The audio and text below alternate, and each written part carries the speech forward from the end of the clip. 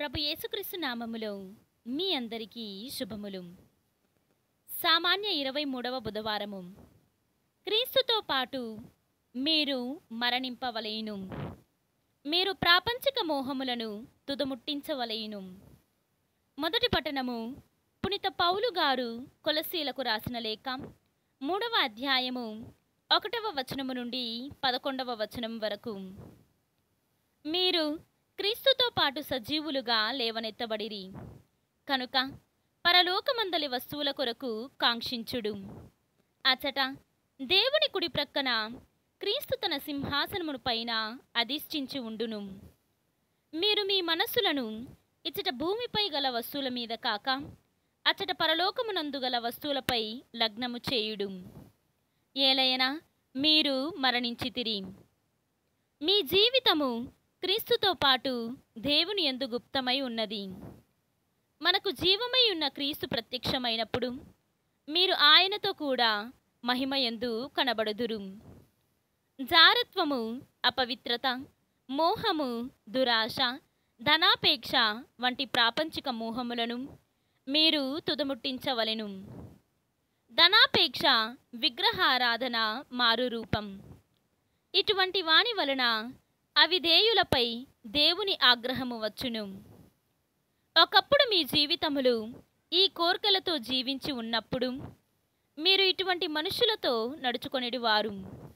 కానీ ఇప్పుడు మీరు కోపము, మోహము, ఈర్ష అను వాని నుండి విముక్తులు కావలేను.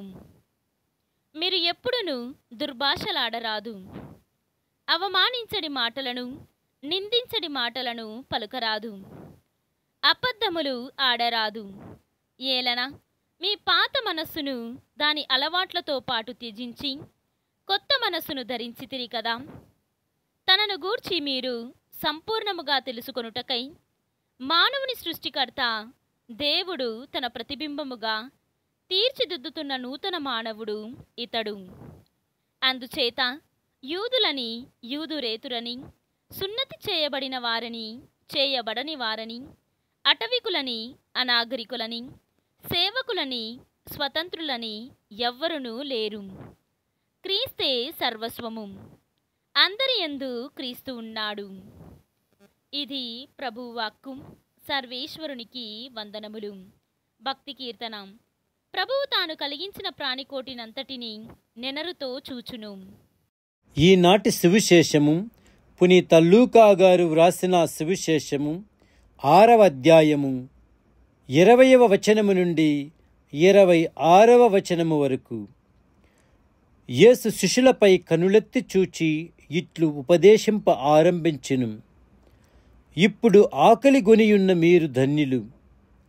మనిషి కుమారుని నిమిత్తము మనుషులు మిమ్ము ద్వేషించి వెలివేసి నిందించిన రోజున మీరు ఆనందపడుడు, మహానందపడుడు.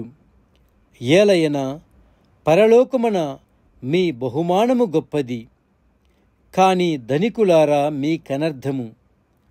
ఇప్పుడు కడుపు నిండిన వారలారా మీకనర్థము. మీరు ఆకలితో అలమటింతురు. ప్రజలెల్లరూ మిమ్ము ప్రశంసించినప్పుడు మీకనర్థము. వీరి పితరులు కపట ప్రవక్తల పట్ల ఇట్లే ప్రవర్తించిరి. ఇది క్రీస్తు సువిశేషము. క్రీస్తువా మీకు స్తుతి కలుగునుగాక.